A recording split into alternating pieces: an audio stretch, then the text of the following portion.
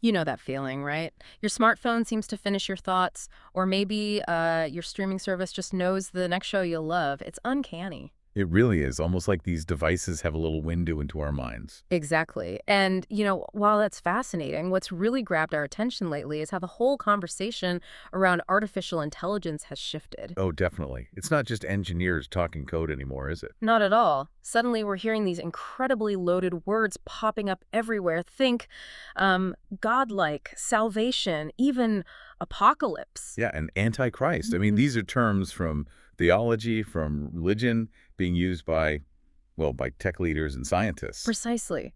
So, what on earth does it mean when the people building our digital future start sounding like, I don't know, prophets or theologians? That's the core question, isn't it? It is. So today we're doing a deep dive into why. Why this spiritual language now? What does it really tell us about how we relate to these incredibly powerful tools we're creating? And what are the real stakes for all of us as this tech weaves itself deeper into our lives? Okay, let's try and unpack this. It's a fascinating intersection of technology, belief, and maybe even human nature itself. Just picture it for a second. You've got, say, a top AI scientist, someone really respected, hailed as a pioneer. Like a Geoffrey Hinton type figure. Exactly. And he Mhm. steps forward, warning about potential doom from the very thing he helped build, urging real A caution. stark warning, yeah. But then, almost in the next breath. You hear these major tech moguls painting a picture of paradise, diseases cured, poverty gone, humanity reaching some new level, all thanks to machines they describe as having almost divine It's intelligence. such a dramatic contrast, isn't it? From potential apocalypse to techno-utopia. And it's not science fiction. This is the actual rhetoric we're hearing now. These specific words, godlike, salvation, apocalypse. And, as we said, even Antichrist. It's language usually reserved for, well, very different kinds of discussions. It's fascinating how fast the dialogue shifted. I mean, just a few years ago, it felt much more grounded in the engineering, the algorithm. And nuts and bolts. Right. But AI isn't some far-off concept anymore, is it? It's running under the hood of so much stuff we use daily. Like our Netflix queues or even helping doctors diagnose illnesses. Exactly. At its core, AI is about computer systems doing tasks that normally need human intelligence learning, recognizing patterns, making decisions, understanding language. But it's moved way beyond simple automation now. Oh, absolutely. Yeah. Especially with deep learning, which tries to mimic how our own brains work with these neural networks. Yeah. It learns from huge amounts of data. And that leap, I think, is part of what's pushing the language into this more, well, more profound territory. It feels less like just programming, more like something else. Which brings us back to that key question for you listening. Why? Why this spiritual flavor all of a sudden? Is it just, marketing hype, clever branding for investors? Or is there something genuinely deeper going on here? Does creating something this powerful, this potentially autonomous, just naturally trigger these kinds of existential or even religious responses in us? When our usual words just don't seem big enough anymore, Yeah. where do we turn? If you look back historically, this isn't entirely new. We've seen this pattern before when truly groundbreaking technologies emerged. Like what? Give us an example. Or think about the 19th century when electricity was harnessed. People called inventors like Edison wizards. Electricity itself was talked about as this life-giving force. Ah, right. Echoes of creation stories almost. Exactly. Or, fast forward to the atomic age, J. Robert Oppenheimer watching the first atomic bomb test. The famous quote. Now I am become death, the destroyer of worlds. Huh. From the Bhagavad Gita, that's not technical language, that's grappling with awesome, terrifying power on a truly metaphysical level. It really highlights how these massive technological leaps force us to confront our own capabilities, for good and ill, doesn't it? It blows the line between the mechanical and the profound. It absolutely does. And AI itself had these kinds of philosophical undercurrents right from the start. Back in the 50s, people like Alan Turing weren't just asking if machines could compute, they were asking if machines could think. Which sounds more like philosophy or theology than computer science. Precisely. They were probing the nature of intelligence itself. Then jump to the 1990s, and you get futurists talking about the singularity. Ah, yes, the point where AI surpasses human intelligence, leading to runaway change. Right. And that idea, the singularity, it really resonates with ancient apocalyptic ideas, doesn't it? A single world-altering event that changes everything. It taps into that deep human fascination with transcendence, with moving beyond our current limits. A kind of technological rapture almost. Some people certainly frame it that way. It speaks to a desire for a radically different future. And today, with billions pouring into AI development, the pace is just dizzying. The tech gets smarter and the language around it gets, well, more dramatic, more mythical. The leading figures become more than just CEOs or researchers. They take on these visionary, almost prophetic roles. Let's talk about some of them. On the one hand, you have the prophets of peril, people warning us to be careful. Geoffrey Hinton is a prime example, wouldn't you say, the godfather of AI. Absolutely.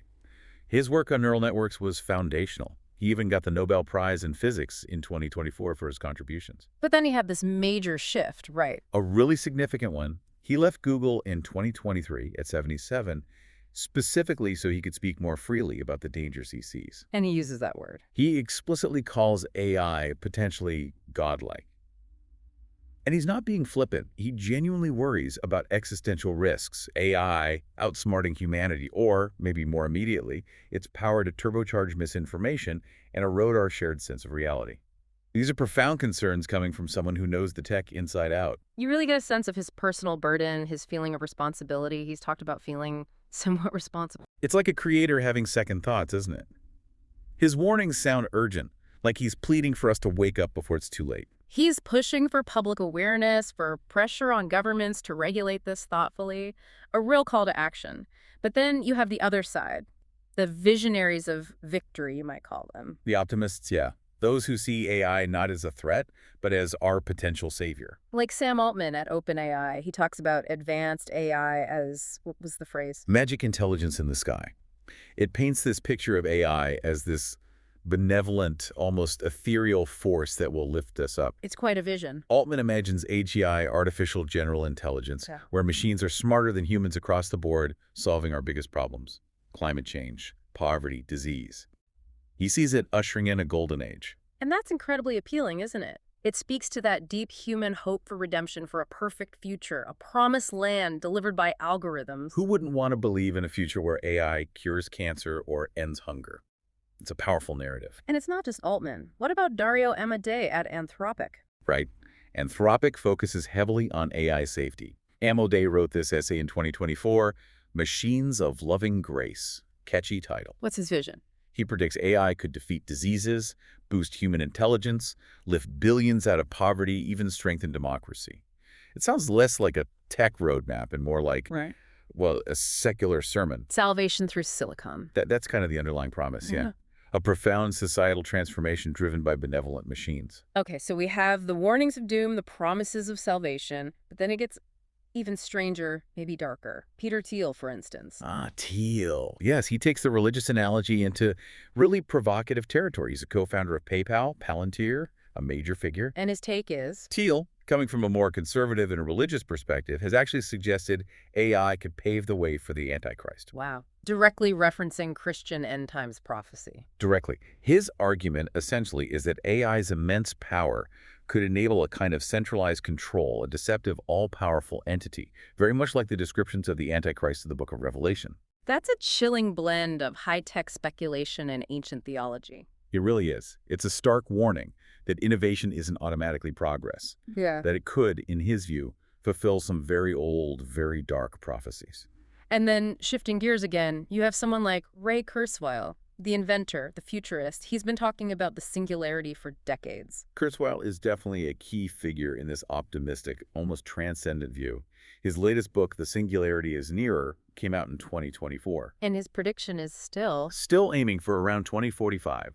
That's when he foresees humans merging with machines, multiplying our intelligence dramatically, maybe even a millionfold. He calls it transhumanism. Basically, upgrading humanity through technology. Exactly, transcending our biological limits.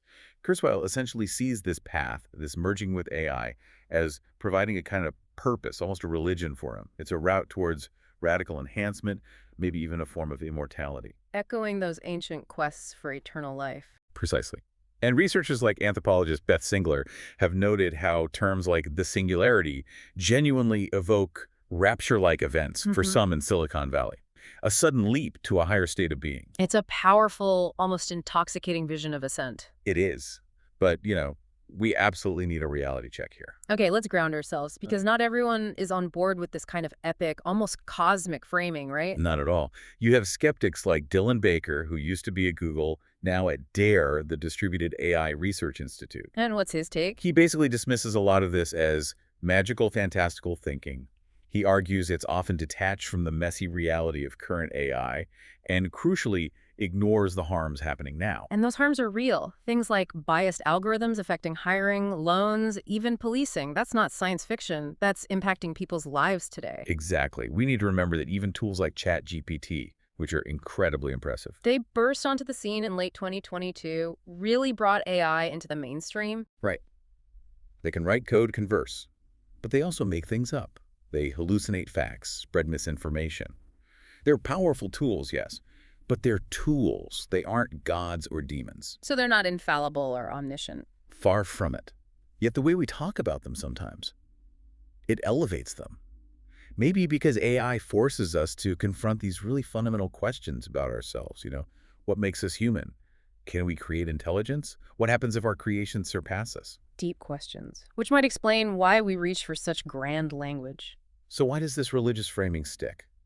Psychologically, it probably helps us cope with the sheer uncertainty and complexity of it all. The black box problem you mentioned. Exactly. Even the creators don't always fully understand how AI reaches certain conclusions. That mystery feels a bit like, well, divine mystery.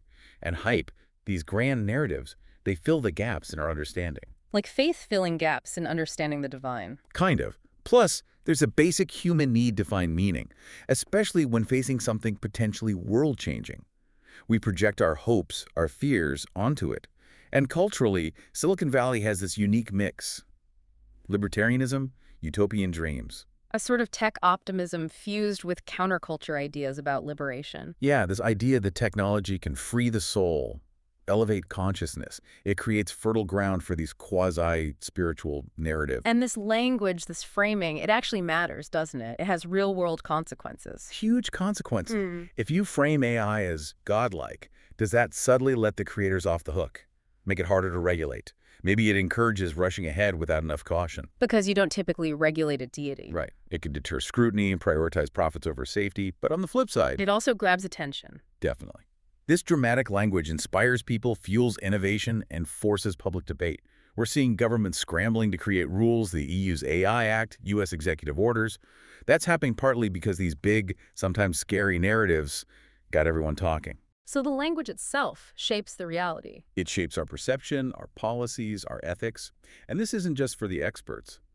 AI is changing your job, your education, your relationships. Think about AI tutors, AI companions, It's becoming deeply personal. which is why it's so critical for all of us to look past the hype, understand what's real, and decide what kind of future we actually want with this technology.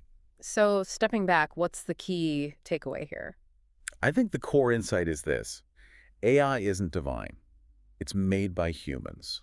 It reflects our genius, yes, but also our biases, our flaws, our ambitions. It's a mirror, in a way. A very powerful mirror. And understanding why we reach for these religious or spiritual metaphors when we talk about it, that's crucial for navigating this whole era wisely. We need to make sure this tech serves us, not the other way around. Absolutely. And for you listening, don't just be a bystander.